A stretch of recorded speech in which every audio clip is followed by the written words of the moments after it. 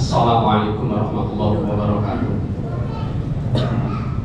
Alhamdulillah wa syukurillah, salatan wa salaman ala rasulillah, la hawla wa la quwwata illa billah, amma ba'd. Alhamdulillah, puji syukur kepada Allah subhanahu wa ta'ala. Dengan limpah rahmat, hidayah dan inayahnya kita dapat melaksanakan sholat isya berjamaah. Dan insya Allah akan lanjutkan dengan sholat malam. Dan mudah-mudahan Allah memberikan bimbingan taufik kepada kita sehingga kita akan selalu cenderung untuk melakukan kebaikan-kebaikan. Amin ya rabbal alamin. Salatu wassalamu ala nabiyil karim Muhammad sallallahu alaihi wasallam. Jamaah yang saya hormati, tadi pagi saya menyampaikan 3 hal, tapi belum tuntas. Yang insya Allah akan saya sampaikan pada hari ini. Dan saya menyampaikan bahwa 3 hal itu unik. Tadi saya menyampaikan adribu auladakum ala salasi khisalin, 3 hal yang harus diajarkan kepada anak-anak kita. Yang pertama, hubbi nabiyikum, hendaknya engkau mengajarkan kepada anak-anakmu agar cinta kepada nabinya. Yang kedua, hubbi ahli baiti, mencintai ahli keluarganya. Dan yang ketiga adalah qiraatul Quran, baca Al-Quran. Nah, di dunia pendidikan, karena saya juga di dunia pendidikan, itu juga ada 3 aspek, 3 ranah yang harus dipenuhi oleh pendidik, oleh guru-guru. Yang pertama itu namanya aspek afektif. Mohon maaf, bahasanya memang begitu. Nah, kalau guru-guru paham, afektif itu artinya aspek sikap. Nah, nanti ada sikap ritual, ada sikap sosial gitu. Yang kedua kognitif. Kognitif itu pengetahuan. Kemudian yang ketiga adalah psikomotorik atau keterampilan. Nah, anehnya dulu itu kognitif itu yang pertama, kurikulum yang lama. Kemudian kan muncul tahun 13 namanya kurikulum 13. Sekarang udah ganti lagi, namanya kurikulum merdeka.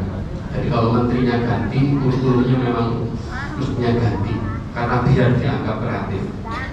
Kalau enggak, niru meneruskan yang lalu gitu. Jadi sekarang namanya kurikulum merdeka. Merdeka itu sebenarnya artinya bebas, tapi kelihatannya tidak bebas juga. Artinya ya masih diatur-atur gitu. Masih ada prosedur yang harus dilakukan oleh sekolah gitu ya.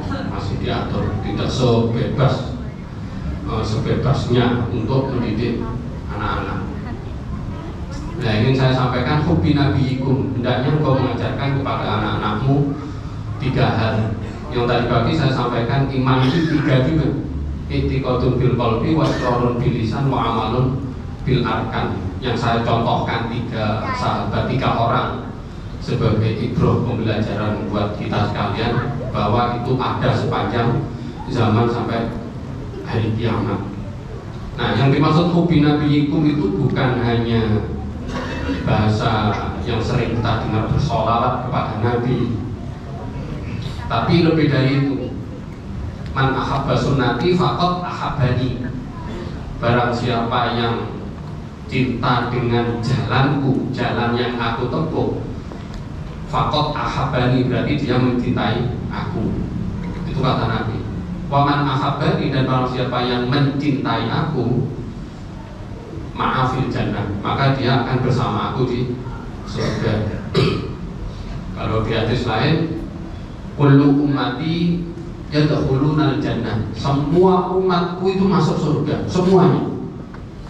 Illa man aba, kecuali yang menolak alias tidak mau.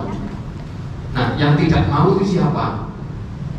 Yang menolak itu ya orang yang membenci dengan sunnahnya Nabi.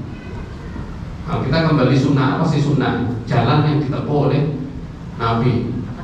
Kalau diartikan secara umum, yang perkataannya, yang perbuatannya, sikapnya, sampai diamnya Nabi, itu merupakan sunnah. Jadi yang ada pada diri Nabi itu namanya sunnah. Dan sunnah itu memang ada yang mengikat artinya ya kalau ada larangan berarti itu mengikat. Ada yang tidak mengikat. Yang tidak mengikat itu mungkin yang berhubungan dengan situasi, keadaan budaya atau tempat dan lain sebagainya. Nah, kalau kemudian Rasulullah menyatakan ada sesuatu yang dilarang, itu berarti mengikat. Contoh yang sederhana yang sering saya sampaikan adalah minum. Minum kan pekerjaan kita sehari-hari. Tapi kalau dilakukan dengan berdiri, ini dilarang sama Nabi. Karena ada larangan, akhirnya cara minum ini mengikat. Bukan zatnya, bukan airnya. Yang jelas kita minum halal. Tapi caranya itu Rasulullah mengajarkan kepada kita. Sampai-sampai mengatakan la yasrabanna ahadikum qa'iman. Jangan di antara kalian, salah satu di antara kalian minum sambil berdiri. Faman nasya, dan barang siapa yang lupa minum sambil berdiri, fal yashtaki, maka semburkan air itu. Itu kalau airnya masih ada di mulut. Bagaimana kalau sudah ada di perut? Apa yang bisa kita lakukan? Tidak bisa, kecuali istighfar. Berarti kita telah melanggar sunnah. Bahkan dalam keterangan lain disebutkan kalau seorang hamba ingin tahu minum air sambil berdiri, maka orang akan berusaha untuk memuntahkan. Gak tahu bagaimana caranya. Kalau tahu bahwa minum sambil berdiri itu menimbulkan mudarat. Nah, berarti cara minum itu mengikat. Dan banyak. Kalau di buku At-Tibbun Nabawi karangan Ibnu Qayyim itu bagus untuk memberikan adab-adab, cara-cara kepada anak-anak kita. Makanya ketika ngaji itu diajari bagaimana harus berdoa dulu, sambillah, baca bismillah, kemudian minum. Jangan sampai satu gelas itu dihabiskan dalam satu tegukan. Seperti unta yang minum satu ember itu satu nafas habis. Itu unta. Artinya kita itu dilarang sama Nabi untuk minum. Jangan kamu minum seperti minumnya unta. Artinya itu bukan berarti satu ember minum kita. Artinya satu gelas itu ya 2 atau 3 tegukan. Dan jauhkan mulutmu itu dari inak. Inak di gelas itu maksudnya. Artinya apa? Nafas kita itu yang kita keluarkan adalah karbon.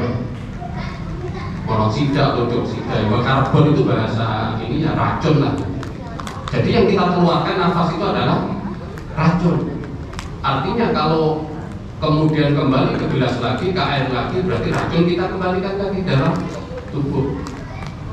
Nah itu ketika diselidiki. Memang benar yang kita hirup itu kan O2, oksigen. Sementara yang kita keluarkan adalah karbon. Nah itu belum lagi cara kita makan. Cara kita makan itu juga diatur, bukan seenaknya asal makan. Kenapa Rasulullah kemudian pakai 3 jari dan lain sebagainya? Itu memang ada maksudnya. Kalau tekstur makanannya memang beda. Ya bukan berarti kemudian kita makan dengan sayur bening dengan 3 jari, ya tidak mungkin. Ya, kita pakai sendok. Nah, kenapa Nabi tidak pakai sendok? Ya karena tekstur makanannya berbeda. Dan memang ada fadilahnya dengan tangan, ada manfaatnya. Karena di tangan ini ketika kita menyentuh makanan itu akan keluar enzim dari pori-pori. Enzim itu fungsinya adalah untuk mempercepat proses pencernaan. Jadi ya kalau kita bilang itu bakteri, tapi bakteri punya kita sendiri, jangan khawatir. Tidak usah kemudian kita sabun dengan Lifebuoy sampai 10 kali diiver. Ya cukup dengan air bersih, ya udah. Masih sisa bakterinya itu untuk membantu proses pencernaan. Belum lagi dikunyahnya lebih lama lagi. Kita sering mendengar 33 kali, menurut kesehatan 20 kali. Nah, kita sampai tidak seperti itu. Kita 3 kali sudah langsung ditelan. Apalagi makanannya ikan asin, sambal terasi dan nasinya air. Nah, kita langsung telan-telan aja. Padahal supaya dikunyah yang lama, agar lambung itu ringan dalam mencerna makanan. Nah itu pola makan aja diatur sama Nabi Muhammad SAW. Oleh karenanya Nabi itu adalah manusia yang paling sehat. Ada yang mengatakan 1 kali sakit, ada yang mengatakan 2 kali saja Nabi sakit. Dan itu pun karena diracun oleh orang Yahudi. Jadi peristiwanya ketika Nabi ini diracun, karena Nabi itu sukanya kan paha kambing yang kanan. Jadi orang Yahudi tahu bahwa ini kesukaannya Nabi. Disuguhi lah, singkat cerita Nabi makan, dikunyah langsung muntah Nabi. Nah kenapa muntah itu pun bisa diselidiki ternyata. Karena usus Nabi itu masih halus, sehingga ada saraf namanya saraf sensorik itu peka sekali terhadap makanan yang tidak berguna di dalam tubuhnya. Ya sama seperti anak yang kecil sebelum umur 2 tahun yang masih nyusu ibunya, ketika diberi susu yang tidak cocok dengan dirinya maka dia akan muntah. Kalau tidak muntah maka akan diare atau mencret. Itu menunjukkan bahwa makanan itu tidak cocok untuk bayi. Karena bayi itu mestinya yang minum susu ibunya, bukan susu yang di belakang kandang itu, sapi itu, yang kemudian diformula menjadi susu formula. Akhirnya tidak cocok. Nah, itu usus Nabi itu masih halus sampai tua pun Nabi Muhammad itu nafasnya terkenal masih harum, menunjukkan bahwa ususnya masih bagus. Kita sudah tidak mungkin lagi, karena di Jepang itu pernah mengadakan penelitian, dilihat ususnya dari 23.000 pasien yang diteliti, tidak ada satupun yang ususnya sehat. Semuanya mengandung mukoid yang nempel-nempel di dinding usus. Padahal Jepang adalah masyarakat yang peduli dengan kesehatan, apalagi kita lebih buruk lagi, mukoidnya banyak, sehingga ketika kita makan roti yang sudah jamur kita masuk saja, kita nggak muntah. Kenapa nggak muntah? Karena saraf sensoriknya sudah mati, sudah nggak peka lagi. Baru kemudian beberapa jam baru merasakan sakit. Itu kita. Nah, sahabat 2 yang ikut makan dengan Nabi itu langsung meninggal dunia pada waktu itu. Ketika diselidiki ternyata yang memang sahabat beda dengan Nabi. Artinya apa yang dilakukan oleh Nabi itu bisa kita contoh semuanya, meskipun kita tidak akan sama dengan Nabi. Saya pastikan kita tidak akan sama dengan Nabi. Persoalan ibadah apalagi kita itu sudah jauh sekali. Dulu itu sholat pada bulan Ramadan Nabi yang dibaca itu surat Al-Baqarah. Itu suatu saat setelah surat Al-Baqarah ternyata dilanjutkan dengan surat Ali Imran. Ini singkat cerita, ternyata sampai surat An-Nisa dibaca. Sampai surat An-Nisa berapa juz? Ada 4 lebih. Kalau 4 juz berarti kalau dibaca setengah jam 1 juz kan berarti memakan waktu 2 jam. Itu di rakaat yang pertama. Kalau di rakaat yang kedua kurang lebih sama, berarti membutuhkan waktu 4 jam. Kalau kita mulai jam 8, ini nanti jam 9 mulai 10, 11, 12, 13, jam 1 itu baru dapat 2 rakaat. Nah, dulu itu Nabi itu memang sholatnya lama dan senang baca Al-Quran itu di dalam sholat. Sehingga sifat sholat Nabi itu namanya tarwih itu. Jadi kalau bahasa tarawih dulu tidak ada zaman Nabi, ayo kita sholat tarawih, itu tidak ada, bahasa itu tidak ada. Karena bahasa tarawih itu pun masih kemungkinan. Itu zamannya Umar bin Khattab ada istilah sholat tarawih. Padahal istilah tarawih itu adalah sholat santai, tenang, khusyuk. Kalau bisa dilakukan yang nanti malam itu namanya tarawih baru. Yang setelah isya ini tidak tahu, ya pokoknya sholat malam lah, ya sholat malam. Kalau imamnya nanti baca 1 juz ya makmumnya hilang semua, tinggal imamnya sendirian sama yang tukang adzan masih di sini karena rumahnya di sini. Nah itulah kira-kira. Jadi kita tidak mungkin meniru seperti apa yang dilakukan oleh Rasulullah 100% tidak mungkin. Dari segi ibadah kita sudah jelas kalah. Sampai kakinya pada bengkak itu yang dilakukan oleh Nabi. Kita pernah nggak sholat sampai bengkak kakinya? Nggak pernah loh. Nggak pernah. Kita bengkaknya kan karena asam urat, beda lagi. Itu belum lagi ibadah-ibadah yang lain. Makanya ketika ada 3 sahabat yang nanya kepada Siti Aisyah itu, oh Rasulullah ibadah begini sampai bengkak dan sebagainya. Akhirnya 3 orang itu beda-beda dalam melakukan kegiatan ibadah. Yang satu dia tidak pernah tidur, sholat kok. Yang satunya di siang hari tidak pernah berbuka, dia puasa terus. Terus yang satunya tidak pernah kumpul dengan istrinya, karena dianggap itu bagian dari dosa. Dianggapnya Nabi itu seperti itu. Nah, ketika Nabi mendengar ternyata 3 orang ini disalahkan oleh Nabi. Saya itu sama dengan kalian semua. Saya juga tidur, saya juga beristri. Malam-malam baru bangun. Bukan berarti malam tidak pernah tidur. Artinya ibadah yang berlebihan pun juga tidak dibolehkan sampai kita tidak tidur. Itu juga salah juga. Yang kita lakukan itu contoh Nabi semaksimal yang kita bisa. Apa yang kita lakukan untuk meniru Nabi Muhammad SAW? Kalau ibadah jelas sholat isya itu 4 rakaat, ya kita ikuti 4 rakaat itu sudah namanya ittiba. Sholat malam kita lakukan. Kalau memang panjangnya tidak sama dengan Nabi, tapi yang jelas kan rukun-rukunnya sudah kena. Bukan berarti 7 menit sudah langsung 21 rakaat umpamanya. Nah itu bukan sholat tarawih, itu sholat syur'a, sholat cepat dilakukan.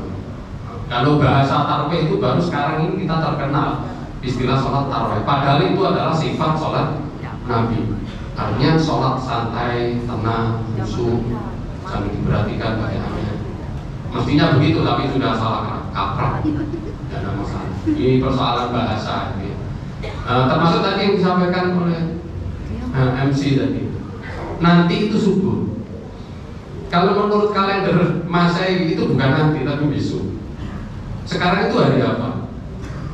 Orang mengatakan hari Sabtu, yang benar itu di hari Ahad kalau kita menurut kalender Hijriah. Sekarang itu sudah hari Ahad.